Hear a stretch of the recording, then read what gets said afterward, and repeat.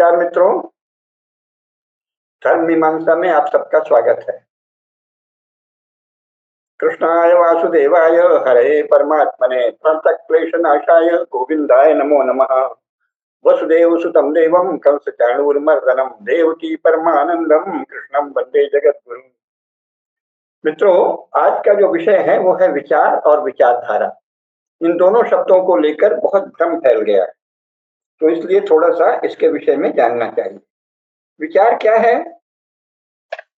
ज्यादातर लोग अब इस सामान्य सत्य को भी भूल गए हैं कि विचार विचार तो संस्कृत का शब्द है और बहुत ही प्राचीन काल से इसका प्रयोग होता रहा है, लेकिन इसका अर्थ होता है विचार करना, मनन करना, चिंतन करना, सोचना, ऊहापोह करना, विविध प्रकार से तर्क द्वारा सत्य को पहचानना और फिर बोध के द्वारा, साधना के द्वारा भी सत्य को पहचानना और उसकी दिशा में सत्य का अनुसंधान करते हुए संकल्प लेना कि हम इसके अनुसार जीवन जिएंगे, इसी को विचार कहते हैं। तो विचार तो शुद्ध भारतीय शब्द है सदा से, लेकिन एक दूसरा शब्द है जो चल गया है और उसके विषय में बहुत ज्यादा भ्रांति है। जैसे विचार, मनन, चिंतन, विचार करना, चिंतन करना, मनन करना, ये सब तो सदा से ही चलते रहे हैं। विचार का अर्थ होता है उचित अनुचित का विचार करना, विवेक की कसौटी पर किसी भी बात को कसकर देखना, संकल्प एवं कर्म का परीक्षण करना कि ये उचित है कि अनुचित है, और संकल्प पूर्वक कर्म की योजना बनाना, ये भी विचार ही कहलाता है। तो ये सब विचार रहे हैं। लेकिन विचारधारा क्या है? भारतवर्ष के सनातन धर्म के किसी भी शास्त्र में, इतिहास के किसी भी कालखंड में, किसी भी ग्रंथ में विचारधारा शब्द नहीं। विचारधारा भारतीय शब्द नहीं, ये आइडियोलॉजी का हिंदी अनुवाद है। आइडियोलॉजी शब्द कहाँ से आया है? आइडियोलॉजी आया है, क्रिश्चियनिटी का शब्द है थियोलॉजी। थियोलॉजी का क्या अर्थ होता है? पंथ मीमांसा। और आइडियोलॉजी का क्या अर्थ होता है? वैचारिक पंथानुशासन, यानी किसी एक विचार के आधार पर सबको, संपूर्ण समाज को, राष्ट्र को अथवा अपने अनुयायियों को कंट्रोल करना, नियंत्रित करना, कब्जे में लेना, इसे कहते हैं आइडियोलॉजी। पर इसका भी इतिहास बहुत थोड़ा है। पौने 200 वर्ष या 200 वर्ष पहले यूरोप में भी आइडियोलॉजी शब्द कहीं नहीं था, थियोलॉजी था। थियोलॉजी का भी हिंदी में और भारतीय भाषाओं में बहुत ही गलत अनुवाद हुआ ऐसा कि जब क्रिश्चियन मिशनरीज भारत आए तो उनको लगा कि ये तो अरे इतना विशाल क्षेत्र है, बहुत बढ़िया क्षेत्र है, अगर इसी हिंदू समाज को कन्वर्ट कर दो, क्रिश्चियन बना दो तो कितना आनंद रहेगा। तो उन्होंने सबसे पहले हिंदी और भारतीय भाषाओं के व्याकरण के क्षेत्र में काम किया और फिर इसके शब्दकोश, डिक्शनरी तैयार की और कोशिश की कि अपने जो भीषण प्रत्यय हैं, भीषण कॉन्सेप्ट हैं, उनको हिंदी के जो भारतीय भाषाओं के, संस्कृत के जो सर्वश्रेष्ठ प्रत्यय हैं, उनसे गड्ढमड्ढ कर दो। तो जैसे रिलीजन को उन्होंने धर्म कह दिया। इसके पहले धर्म शब्द का अंग्रेजी में, भारत में बड़े बड़े विद्वान हुए हैं, उन्होंने सबने धर्म का अनुवाद अंग्रेजी में क्या किया था? ड्यूटी, और कुछ ने किया था वर्च्यू। यहाँ तक कि 20वीं शताब्दी ईस्वी में भी सर गंगानाथ झा जैसे दिग्गज विद्वान रहे, जिनको सर की उपाधि अंग्रेजों ने दी, क्योंकि वो अंग्रेजी के भी दिग्गज विद्वान थे और उन्होंने अंग्रेजी में ही ज्यादातर पुस्तकें लिखी और शास्त्रों की व्याख्याएं, मीमांसाएं की हैं। पूर्व मीमांसा तक पर उन्होंने अंग्रेजी में लिखा है, जो सबसे कठिन विषय माना जाता है स्वयं संस्कृत साहित्य में। सब जगह धर्म के लिए उन्होंने ड्यूटी शब्द का प्रयोग किया है। ये 20वीं शताब्दी के पूर्वार्ध में सब लोग धर्म शब्द को क्या कहते थे? ड्यूटी या वर्च्यू। जर्मन लोग भी इसको ड्यूटी या वर्च्यू वाले ही जर्मन अर्थ में करते थे। इसको रिलीजन, पादरियों ने रिलीजन का अर्थ धर्म कर दिया और जो पादरियों के एजेंट थे अथवा जो अनपढ़ मूर्ख थे, शुरू के राजनेता, भारतीय भाषाओं के विषय में अनपढ़ थे, लंदन जाकर पढ़े थे, उन्होंने उसको, सबसे पहले गांधी जी ने इस शब्द का दुरुपयोग किया कि धर्म है, रिलीजन। क्रिश्चियनिटी और इस्लाम रिलीजन है, धर्म नहीं है। और सबसे अच्छी बात यह है कि जो हुआ सो हुआ, लेकिन जो न्यू ऑक्सफोर्ड इंग्लिश डिक्शनरी है उसमें तो साफ धर्म शब्द की एंट्री अलग है और उसको यूनिवर्सल लॉ बताया है। हिंदू और बौद्ध दृष्टि में जो यूनिवर्सल लॉ है, उन्हें धर्म लिखा है। और रिलीजन का साफ लिखा है कि कोई एक जो प्रवक्ता, जो मूल पुरुष होगा, जो अपने आप को प्रेरित बताएगा, पैगंबर बताएगा, कहीं से दिव्य संदेश प्राप्त, इल्हाम प्राप्त बताएगा, उसके रेवल्यूशन ही रिलीजन है। तो दोनों में आकाश पाताल का अंतर है। ये अब अंग्रेजी की भाषा के विद्वान और शब्दकोश के रचने वाले मानते हैं, लेकिन भारत में अभी भी जो अंग्रेजों के वंश बौद्धिक संतानें हैं, वो रिलीजन को धर्म के अर्थ में कर रहे हैं। इससे भयंकर अनर्थ हुआ। तो इसी प्रकार ये आइडियोलॉजी, बहुत सारे शब्दों के गलत, थियोलॉजी को ब्रह्म विद्या कह दिया। ब्रह्म से तो क्रिश्चियनिटी और इस्लाम का कोई लेना देना ही नहीं है, क्योंकि ब्रह्म तो वो है जो सर्वव्यापी परम सत्ता है, कण कण में व्याप्त है। और उनका तो जो गॉड या अल्लाह है, वो सातवें आसमान में है, कहीं विराजा हुआ है, संसार में तो है नहीं। तो थियोलॉजी क्या है? थियोलॉजी का अर्थ होता था कि क्रिश्चियन पंथ को जानने की विद्या, यानी उसको कहेंगे पंथ मीमांसा। तो उसको जब ईसाई मिशनरियों ने अंग्रेजी हिंदी शब्दकोश तैयार किया, तो क्या कर दिया? थियोलॉजी का अर्थ कर दिया ब्रह्म विद्या। अरे ब्रह्म विद्या तुम्हारे पुरखों ने कभी जाना ही नहीं है, ब्रह्म क्या है और विद्या भी क्या है। तुम्हारा विद्या से क्या, तुम्हारा प्रोपेगेंडा से, प्रचार से, पंथ प्रचार से मतलब है। तो थियोलॉजी क्या थी? पंथ मीमांसा और पंथ प्रचार मीमांसा। पंथ विद्या कर दिया, रिलीजन का धर्म कर दिया। उसी तरह का भयंकर अनुवाद आइडियोलॉजी का किया गया। आइडियोलॉजी को क्या कह दिया? विचारधारा। और मूर्खों ने उसे स्वीकार कर लिया। लेकिन आइडियोलॉजी का क्या अर्थ होता है? आइडियोलॉजी केवल एक कम्युनिस्ट विचार है। थियोलॉजी यानी जब चर्च के अत्याचार असह्य हो गए यूरोप में, यूरोप के लोग जब दुनिया भर में फैले, तो उन्होंने देखा कि दुनिया में तो कहीं पादरी नहीं है, मिशनरी नहीं है, लेकिन उनका जीवन अच्छे से चल रहा है। यूरोप में ईसाई मिशनरियों ने प्रचार कर दिया था, प्रभुपाद जी ने, कि हमारे बिना तो जीवन अंधकार में है, अज्ञान में है, नरक में जाओगे जब तक तुम जीसस की शरण में नहीं आओ। जब वो दुनिया घूमे तो देखे, अरे कोई जीसस की शरण में नहीं है, इतना विराट हिंदू समाज है, भारतवर्ष है, चीन है, सब और बड़े हमसे श्रेष्ठतर समाज जीवन जी रहे हैं। वहाँ स्त्री का भी मान्यता, महत्व और गरिमा है, समाज में विषमता नहीं है, न्याय है, बहुत ही सुंदर और श्रेष्ठ समाज है। तो उन्होंने जब थियोलॉजी और चर्च से विद्रोह किया, तो कम्युनिस्टों ने उसको नकल तो वही की। थियोलॉजी का उद्देश्य था चर्च का टोटल कंट्रोल रहे समाज में। अब इन्होंने सोचा चर्च को हटाओ, लेकिन हमारा कंट्रोल रहे, पार्टी का। तो उसके लिए शब्द बनाया गया आइडियोलॉजी। तो आइडियोलॉजी का सही अनुवाद क्या होगा? वैचारिक पंथ मीमांसा।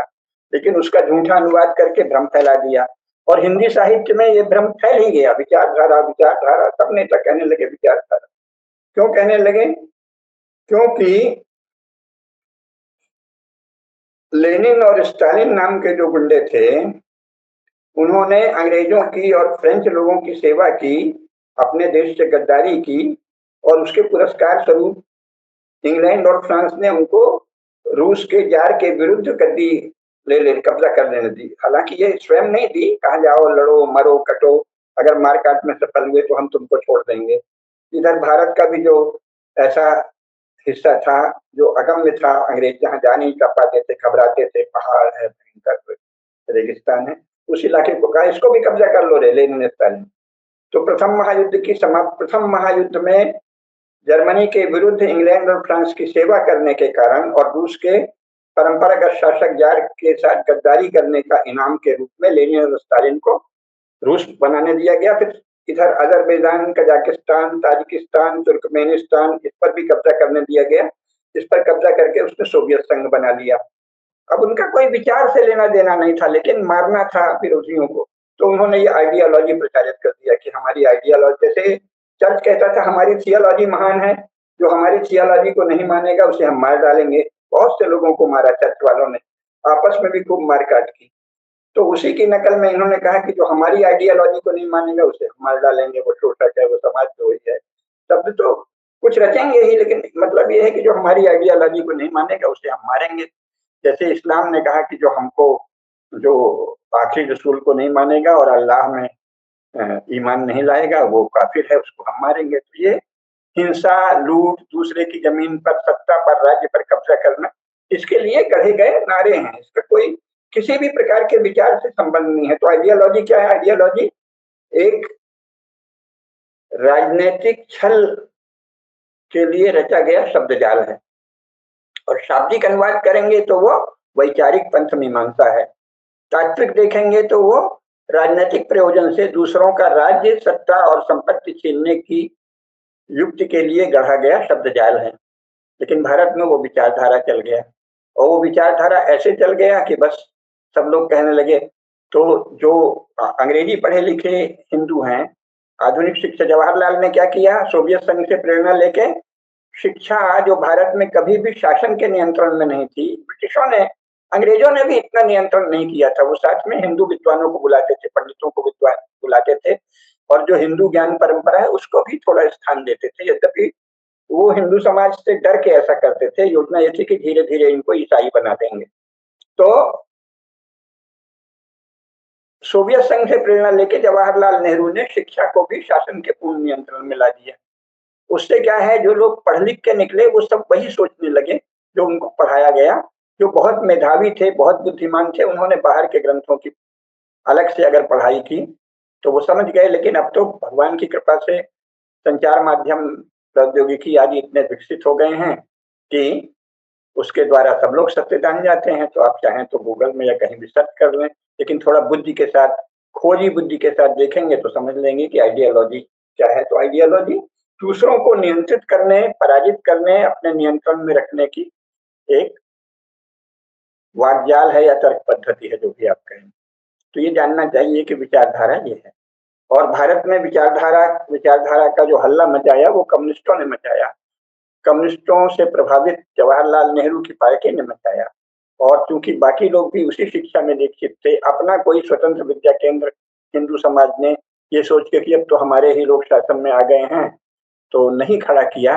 तो उसके कारण क्या हुआ कि अपने सबके घरों के बच्चे थोड़े से अपवाद को छोड़ के जो आर्य समाज के गुरुकुल में गए, तो उनको भी फिर यूरोपीय विचारों की जानकारी नहीं थी, केवल संस्कृत की थी।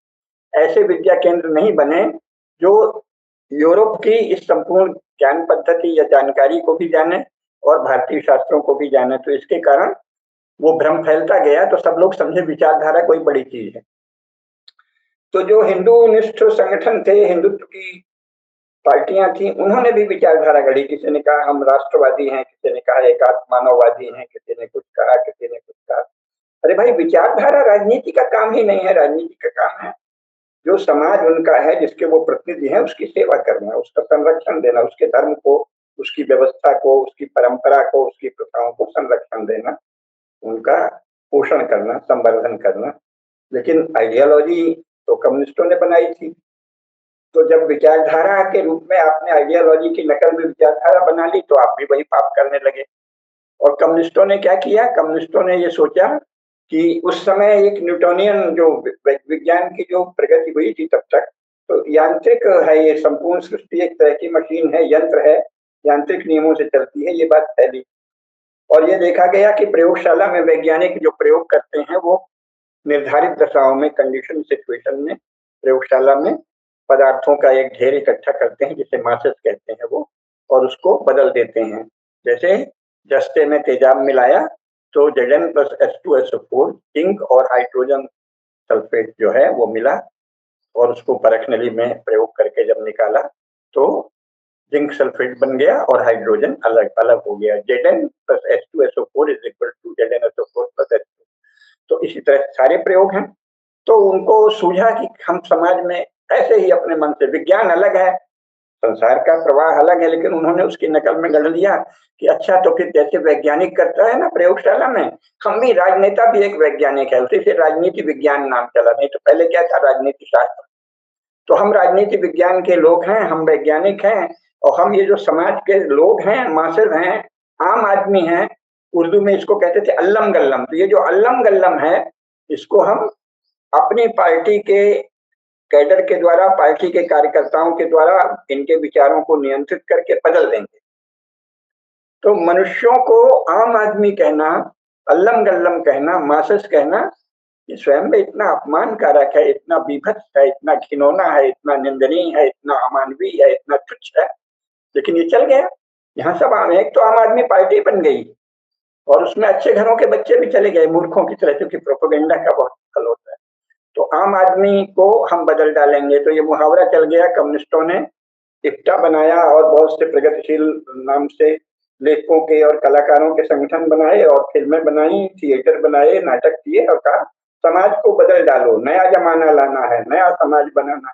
ये सब क्या है? ये कम्युनिस्ट पार्टी या अपनी पार्टी के पक्ष में समाज में जो नए परिवर्तन करने हैं, समाज के संपत्तिशाली लोगों का संपत्ति हरण करके उनको अपनी पार्टी के अनुयायियों या समर्थकों के पक्ष में बांटना है, अपने लोगों को सरकारी पदों में बिठाना है, जिसको हम चाहेंगे उसके लिए नियम कानून बना देंगे, जैसे अभी आरक्षण के नाम से चल रहा है। तो ये सब आइडियोलॉजी की आड़ में किया गया।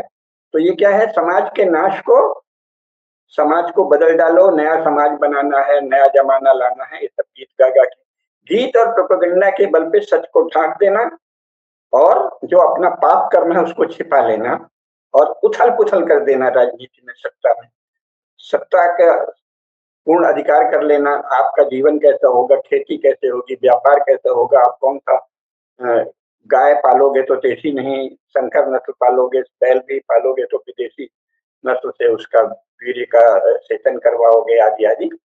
फल फूल वनस्पति सब में कृत्रिम हाइब्रिड हाइब्रिड बीज, फलों में, सब्जियों में, खेतों में, यहाँ तक कि फूलों में, वृक्षों में ऐसा फैलाया कि जो इलीट क्लास है वो विदेशी ढंग के फूल अगर अपने घर के बगीचे में फैलाए तो वो ज्यादा इलीट है। तो इस प्रकार बदल डालो, भारतीय समाज को बदल डालो, भारतीय गोपशु को बदल डालो, भारतीय कृषि पशु को बदल डालो, भारतीय वनस्पतियों को, फूलों को, फसलों को, अनाज को बदल डालो। ये पाप जो है इसको छिपाने के लिए आइडियोलॉजी आई और अभी आइडियोलॉजी के आधार पर ही पार्टियां चल रही हैं, राज्य चल रहा है। लेकिन इसको अगर जान लेंगे तो सत्य की प्रतिष्ठा होगी। सत्य की जब प्रतिष्ठा होगी तब आप दुनिया को भारतीय दृष्टि देखने लगेंगे।